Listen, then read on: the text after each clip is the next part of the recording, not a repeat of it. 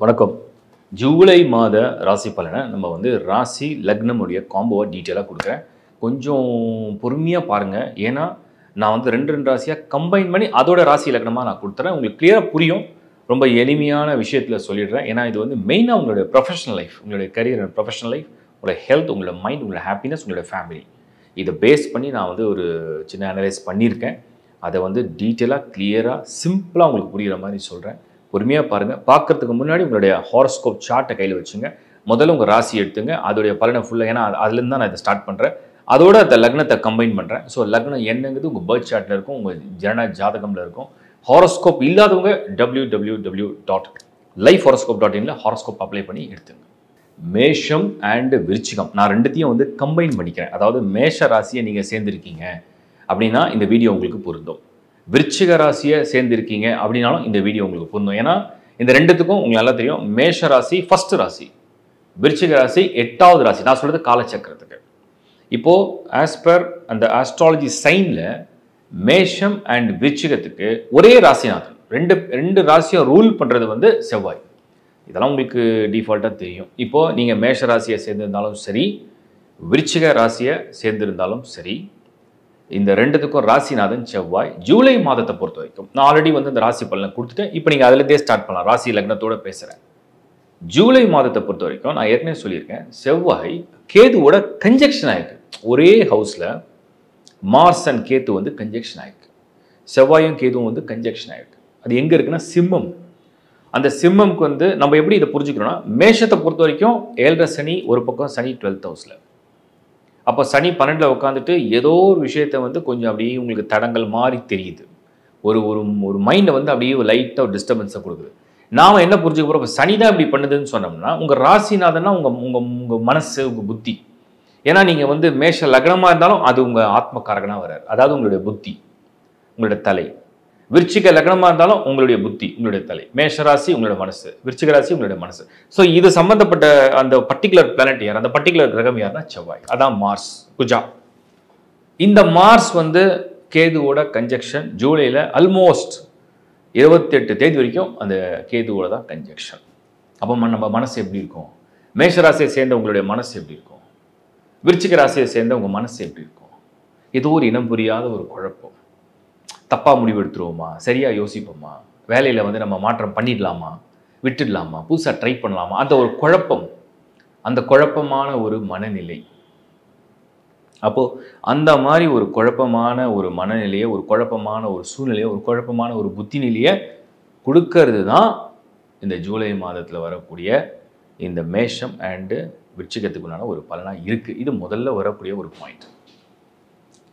அடுத்தது நம்ம யோசிக்கிறது என்னன்னா, உங்களுக்கு அதாவது மேஷம் அண்ட் விருச்சிகத்தை பொறுத்த வரைக்கும் நான் சொல்கிறேன், சனி சரி விருச்சிகத்துக்கு சனி 5th ஹவுஸில் இருக்காரு அப்படின்னு நீங்கள் எடுத்துக்கலாம். மேஷத்துக்கு அது 12th ஹவுஸில் இருக்காருன்றதை நம்ம எடுத்துக்கலாம். பட் குரு பவர்ஃபுல்லாக இருந்தால் தான். ஏன்னா விருச்சிகம் அண்ட் மேஷத்தை பொறுத்த வரைக்கும், செவ்வாயுடைய ஆதிக்கம் கொண்ட ராசிகளை பொறுத்த வரைக்கும் குரு பவர்ஃபுல்லாக இருக்கணும். இப்போ குரு பவர்ஃபுல்லாக இல்லைன்னு சொன்னோம்னா, அப்போ என்ன ஆகுதுன்னா, அந்தந்த மாதங்களில் அதோடைய சப்போர்ட் அப்படியே குறையுதுன்னு அர்த்தம். இப்போ உதாரணத்துக்கு நீங்கள் மேஷ ராசி எடுத்தீங்கன்னா 3rd ஹவுஸில் குரு, விருச்சிக ராசி எடுத்தீங்கன்னா 8th ஹவுஸில் குரு. இப்போ குரு பலம் இருக்கா? குரு தான் பொருளாதாரம், financial matters, family matters, health, mind, happiness, ஒரு படிப்பு, ஒரு முயற்சியில் வெற்றி, இது எல்லாத்துக்குமே குரு ரொம்ப முக்கியமான விஷயம். இப்போ நீங்கள் மேஷ ராசி விருச்சிக ராசியை சேர்ந்திருந்து சனி 12th ஹவுஸில், இந்த விருச்சிகத்துக்கு சனி 5ல், அது பரவாயில்ல. பட் ராகு 4th ஹவுஸில், 10ல் கேது, இந்த பக்கம் குரு 8th ஹவுஸில் விருச்சிகத்துக்கு, அந்த பக்கம் மேஷத்துக்கு குரு 3ல், ராசிநாதன் சொல்லக்கூடிய செவ்வாய் கேதுவோட கன்ஜெக்ஷன். அப்போ டோட்டல் ஜூலை மந்தோடைய பேக்கேஜ் பார்த்தீங்கன்னா, மேஷ ராசியை சேர்ந்த நீங்கள், விருச்சிக ராசியை சேர்ந்த உங்களுக்கு மைண்டில் ஒரு டிஸ்டர்பன்ஸ் வர ஆரம்பிக்கும். இது மேஷ லக்னத்தை சேர்ந்திருந்தாலும் விருச்சிக லக்னத்தை சேர்ந்திருந்தாலும் இது பொருந்தும். அப்போ மைண்டு ஒரு டிஸ்டர்பன்ஸை கொடுக்கும், ஒரு குழப்பம் வரும், ஒரு பயம் வரும். ஒரு விஷயம் நீங்கள் நினைக்கிறதுக்கு ஏர்மாறாக வேற மாதிரி அப்படியே ஒரு சூழ்நிலையை மாற்றும். சரி, இது எல்லா லக்னத்துக்கும் பொருந்துமா? அதுக்கு தான் இப்போ பதில். சப்போஸ் நீங்கள் ரிஷப லக்னத்தை சேர்ந்து மேஷராசியோ இல்லை விருச்சிக ராசியாவோ இருந்தீங்கன்னா, ஏன்னா இந்த காம்போ மேஷராசி அல்லது விருச்சிக ராசியை சேர்ந்திருந்து ரிஷப லக்னமாக இருந்தீங்கன்னா மனசு டிஸ்டர்ப் பண்ணும், குழப்பம் வரும், ஒரு ஒரு பயம் வரும், ஒரு தயக்கம் வரும். பட் அந்த விதி வந்து கெட்டு போகாமல் கடைசியாக அது வேலையை அது கொடுக்கும். அது பொருளாதாரத்தை அது கொடுக்கும்.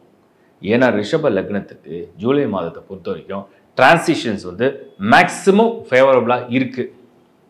அப்போது உங்களோட சார்ட்டில் நீங்கள் செக் பண்ண வேண்டியது, மேஷராசியை சேர்ந்த நீங்கள், விருச்சிக ராசியை சேர்ந்த நீங்கள் ரிஷப லக்னமா, அடுத்தது ஒருவேளை அது மிதுன லக்னமாக இருந்தால் அது கூட பரவாயில்லை, ஓரளவுக்கு பெட்டராக இருக்கும், அது கூட ஓகேவாக இருக்கும். ஸோ மிதுன லக்னமாக இருந்தாலும் பரவாயில்லை. அது ஒருவேளை நீங்கள் வந்து மேஷம் அண்ட் விருச்சிக ராசியை சேர்ந்து அடுத்த ஆப்ஷனல் லக்னம் நல்லா இருக்கிறது எதுவாக இருக்கும், எதுவாக இருக்குது அப்படின்னு என்ன கேட்டிங்கன்னா, இந்த ஜூலை மாதத்தை பற்றியும் கன்னி லக்னமாக இருக்கீங்க, உங்கள் லக்னம் வந்து கன்னியாக இருக்குது. அப்போ அந்த டிரான்சேஷனில் வந்து புதன் சுக்கிரனுடைய டிரான்சேஷன் வந்து ரொம்ப ஃபேவரபுளான டிகிரியில் வந்து மூவ் ஆகிட்டு இருக்கு. ஸோ தட் இந்த மேஷ ராசி விருச்சிக ராசியை சேர்ந்ததாலும் பெருசாக பயம் இல்லை. எடுக்கிற முயற்சி, உங்களுடைய ஹெல்த், உங்களோட மைண்டு சில குழப்பங்கள் டிஸ்டர்பன்ஸ் வந்தாலும் மறுபடியும் அதை ஓவர் கம் பண்ணி கொண்டு வர முடியும். ஒருவேளை நீங்கள் துலா லக்னமாக இருந்தாலும் இது உங்களுக்கு பாசிட்டிவான சைனை கொடுக்குது. சில பல டிலேஸ் இருந்தாலும், சில பல காலதாமதமான சூழ்நிலை இருந்தாலுமே ஃபைனலாக ஒரு ரிசல்ட் வந்து ஃபேவராக இருக்கும்னு நான் சொல்கிறேன். அது வந்து ஃபார் துலாம் ஆல்சோ உங்களுக்கு வந்து பாசிட்டிவாக இருக்குது. அப்போ நீங்கள் இந்த காம்பினேஷனில் புரிஞ்சுக்கலாம்.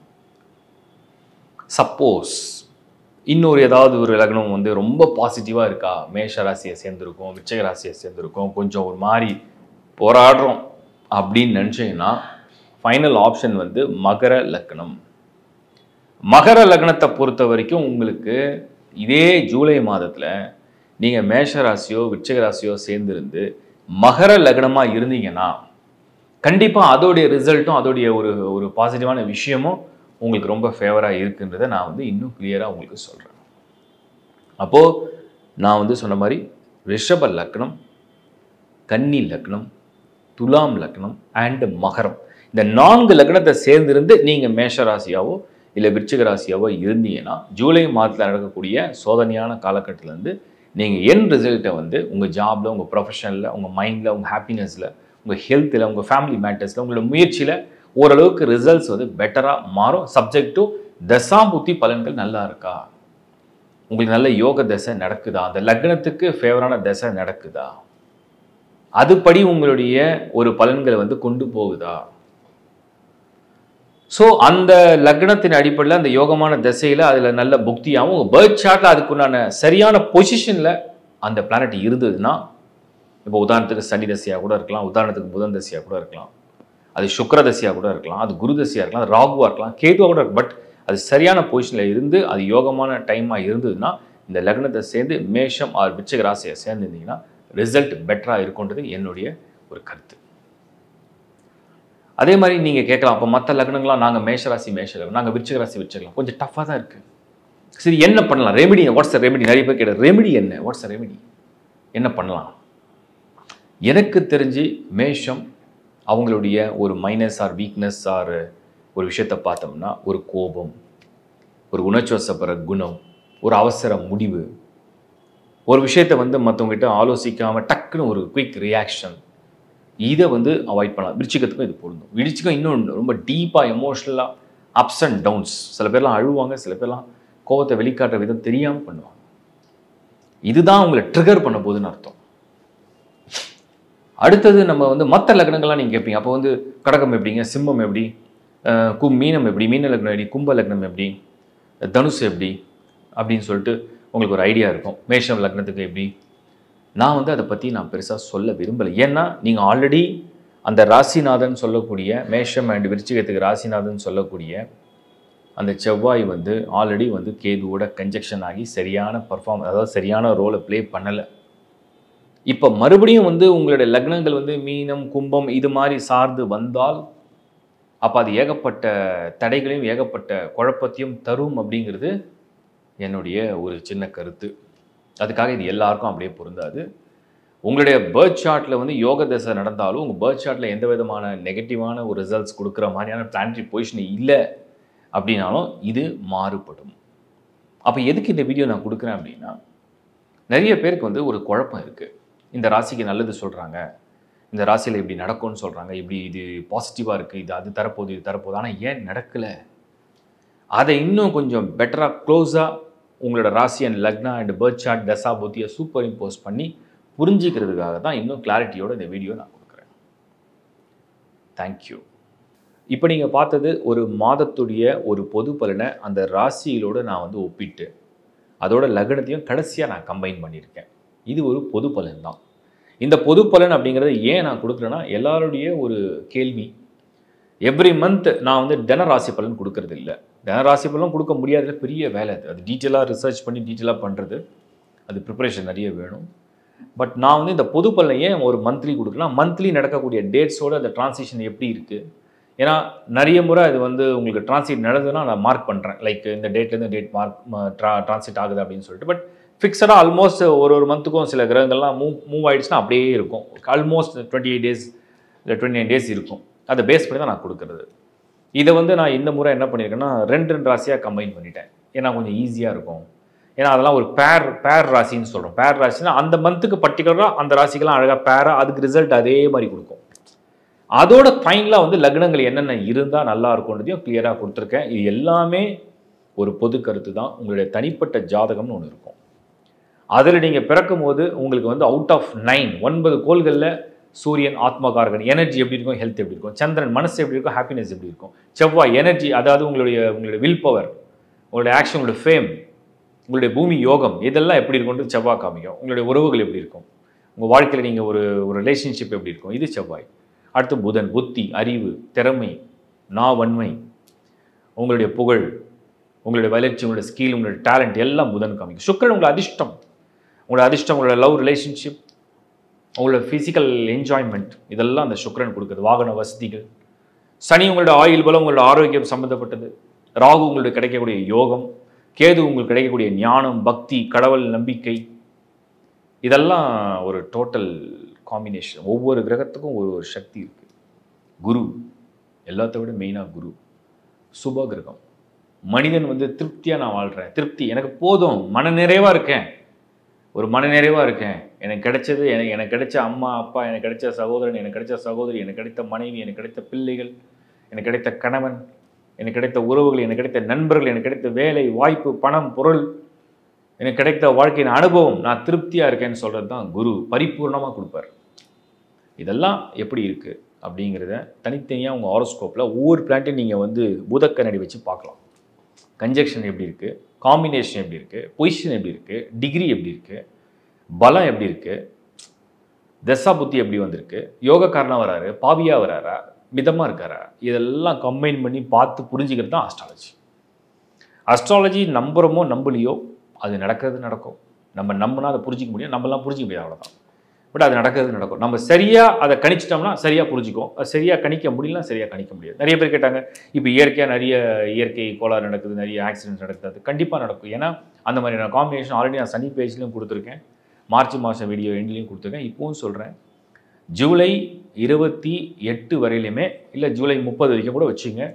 த காம்பினேஷன் ஆஃப் பிளானட்ஸ், நெகட்டிவ் பிளானட்ஸோட காம்பினேஷன் சரியாக இல்லை. அதனால் நெருப்பு சம்மந்தப்பட்டது, இந்த விமான விபத்துகள் சம்மந்தப்பட்டது, மற்றும் வந்து போர், எதிர்ப்புகள், போராட்டங்கள், ஒரு என்ன சொல்கிறது, ஒரு எலக்ட்ரிசிட்டி லைக் கரண்ட் சம்மந்தப்பட்டது, ஹீட், பாயில்ஸ், வெடிப்பு, இதெல்லாம் ரிலேட்டடாக நிறைய விஷயங்கள் வந்து தொடர்ந்து விபத்துக்கள் இதெல்லாம் தொடர்ந்து நடக்கிறதுக்குண்டான வாய்ப்புகள் அது தொடர்ந்து காமிச்சு தான் இருக்குது. அந்த இண்டிகேஷன் கொடுத்து தான் நான் எல்லாருக்கும் தனித்தனியாக அந்த ராசியை கம்பைன் பண்ணி உங்களுக்கு ஒரு ப்ரிடிக்ஷனாக கொடுத்துருக்கேன். என்னுடைய மனமார்ந்த வாழ்த்துக்கள். தொடர்ந்து பாருங்கள், சப்ஸ்கிரைப் பண்ணுங்கள், உங்கள் நண்பரோட ஒருவரை ஷேர் பண்ணுங்கள். மீண்டும் ஒரு நல்ல நிகழ்ச்சியில் உங்களை சந்திக்கிறேன். Bye from Shankar Narayan. வணக்கம்.